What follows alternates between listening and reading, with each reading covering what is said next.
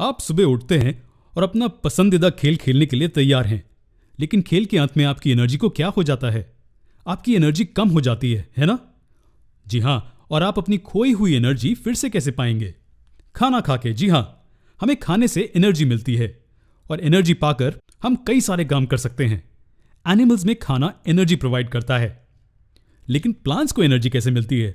वो तो हमारे जैसे लंच और डिनर नहीं करते, तो उन्हें न्यूट्रिशन कैसे मिलता है? प्लांट्स खाना नहीं खाते, बल्कि वो अपना खाना खुद बनाते हैं। जी हाँ, प्लांट्स अपना खाना खुद बनाते हैं। चलिए इसी के साथ लिविंग बीइंग्स में टाइप्स ऑफ न्यूट्रिशन को देखें। इसके दो मुख्य प्रकार होते हैं। पहला, जिसमें प्लांट्स जैसे ऑर्गेनिजम्स अपना खाना खुद बनाते हैं, और दूसरा जिसमें हम जैसे ऑर्गेनिजम्स अपना खाना खुद नहीं बना सकते। साइंटिफिकली प्रोड्यूसर्स को ऑटोट्रोफिक ऑर्गेनिजम्स कहा जाता है और कंज्यूमर्स को हेटेरोट्रोफिक ऑर्गेनिजम्स कहा जाता है। और इन न्यूट्रिशन को क्या कहा जाता है? इन्हें ऑटोट्रोफिक न्यूट्रिशन और हेटेरोट्रोफिक न्यूट्रिशन कहा जाता है। चलिए इन्हें डिटेल में देखते हैं। चलिए पहले ऑटोट्रोफिक न्यूट्रिशन से शुरू करते हैं। जैसे कि नाम सुझाता है, ऑटोस का मतलब है सेल्फ और ट्रोफ का मतलब है नरिशिंग। तो जो भी ऑर्गेनिजम्स अपना खाना खुद बना सकते हैं वो इस कैटेगरी में आते हैं। लेकिन ये अपना खाना कैसे बनाते हैं? ये फोटोसिंथेसिस नामक एक अद्भुत प्रोसेस से होता है। इस प्रोसेस में प्लांट्स कार्बन डाइऑक्साइड और वाटर को एब्जॉर्ब करते हैं और लाइट एनर्जी को केमिकल एनर्जी में कन्वर्ट करते हैं। फोटोसिंथेसिस हरी पत्तियों में मौजूद क्लोरोप्लास्ट में होता है। यहां कार्बन डाइऑक्साइड ग्लूकोज में कन्वर्ट किया जाता है। इस प्रोसेस को ऐसे भी लिखा जा सकता है, यानी कि कार्बन डाइऑक्साइड को कार्बोहाइड्रेट में कन्वर्ट किया जाता है। वो इसलिए क्योंकि ग्लूकोज और कुछ नहीं बल्कि कार्बोहाइड्रेट है। ये सनलाइट और पानी की मौजूदगी में होता है। एब्जॉर्ब की गई सनलाइट वाटर मॉलिक्यूल को तोड़ने में मदद करती है।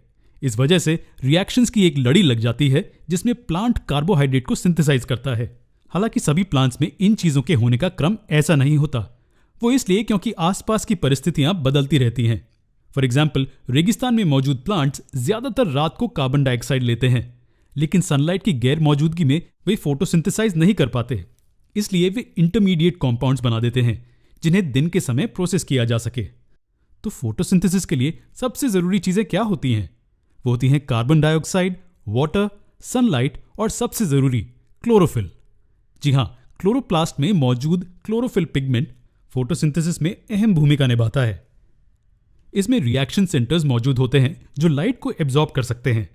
ये रिएक्शंस की लड़ी लगा देता है और फिर उन्हें कंप्लीट करता है। क्लोरोफिल के अलावा एक और महत्वपूर्ण चीज है स्टोमाटा। ये पोर्स के स्ट्रक्चर्स होते हैं जिससे प्लांट्स और वातावरण में गैस एक्सचेंज होती है। तो स्टोमाटा फोटोसिंथेसिस के प्रोसेस में कैसे मदद करते हैं? कार्बन डाइऑक्साइड इन पोर्स के जरिए पत्ते में प्रवेश करता है और इन पोर्स के खुलने और बंद होने की क्रिया गार्ड सेल्स द्वारा की जाती है। लेकिन कैसे? पानी से भर जाने पर गार्ड सेल्स फूल जाते हैं। इससे स्टोमाटा खुल जाते हैं और दूसरी तरफ नरम होने पर स्टोमाटा बंद हो जाते हैं। कार्बन डाइऑक्साइड के फ्लो के अलावा स्टोमाटा पत्ते की सतह से पानी के एस्केप होने के प्रोसेस में भी शामिल होते हैं। इस प्रोसेस को ट्रांसपिरेशन का प्रोसेस कहते हैं। खैर, इन बेसिक रिक्वायरमेंट्स के अलावा प्लांट को कुछ मिनरल्स की भी जरूरत होती है। ये टेरेस्ट्रियल प्लांट्स को मिट्टी से मिलते हैं। इनमें से कुछ मिनरल्स हैं मैग्नीशियम, पोटेशियम, आयरन और सबसे जरूरी नाइट्रोजन। ये एलिमेंट्स कई प्रोसेसेस करने में कुछ जरूरी कंपाउंड्स को सिंथेसाइज करने में मदद करते हैं। तो फोटोसिंथेसिस के लिए ये कुछ जरूरी चीजें थी। फोटोसिंथेसिस ऑटोट्रोफिक न्यूट्रिशन का टाइप है। तो ये ऑटोट्रोफिक न्यूट्रिशन के बारे में था। हम अगले वीडियो में हेटेरोट्रोफिक न्यूट्रिशन के बारे में बात करेंगे।